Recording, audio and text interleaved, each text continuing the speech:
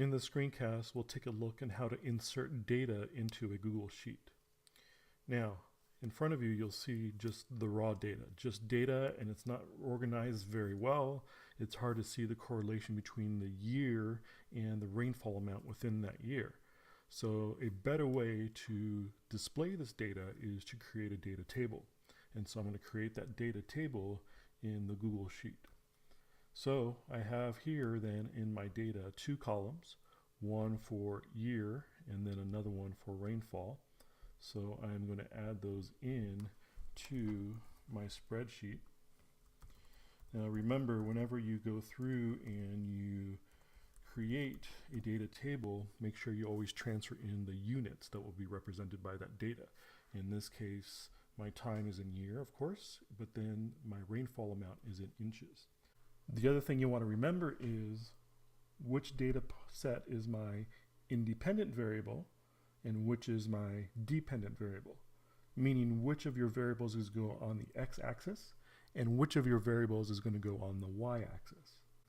So I know that my year is my independent variable that goes on my x-axis, and rainfall is going to be my dependent variable, what I'm measuring within that year, and so that's going to be measured in inches and goes on the y-axis. So then I'm going to go through and take now my raw data and put it into my data table.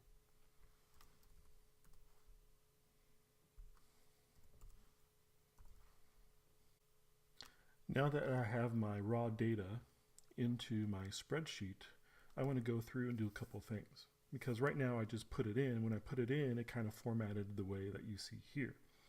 But sometimes you want to make it look nice because maybe you want to take this data and put it into a Google Doc for a lab report you might be writing. So let's take a look at a couple of formatting options that we have. One of them is to go through and to center this data within the data table. So maybe you want to do something like that. And then we want to do that to all the rest of the data as well, not just the titles. So we can select all those and then center them. So maybe that looks appealing. Now, the other thing that we might want to do is we want to go through and color this in such a way that it looks nice as well. And we can easily find the information in the data because right now, if you notice, it's just all white background on black writing. So one way we can go through and kind of dress this up a little bit as well is to select that whole area and go up to Format and then select here Alternate Coloring. When I select alternate coloring, they have these formatting styles already in there, and I can select one of them. And so maybe for this one, I'll just select that right there. And when I do so, you can see how the formatting has changed, and now I have these colors, and the colors are now alternate. And so maybe pinpointing and going and looking at my data this way might be easier to find information that I'm looking for. Another thing that we can do to our data is we can go through and select all our data. And when we select all our data, we want to go through and change the borders because right now it's a light gray. And if I take this information and put it somewhere else, you won't be able to see those lines. But I want to make these lines prominent.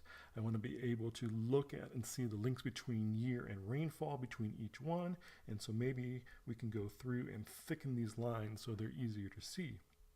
So once I select that, I can go up here to my borders and select this border right here that encircles all the different cells of my spreadsheet. And so I can select that one, and you'll notice how the lines on the spreadsheet have darkened. I can go through and I can select different colors if I'd like to, or I can go through as well and I can select the different types of lines. Maybe I want a thicker line, and I can select that as well for my borders.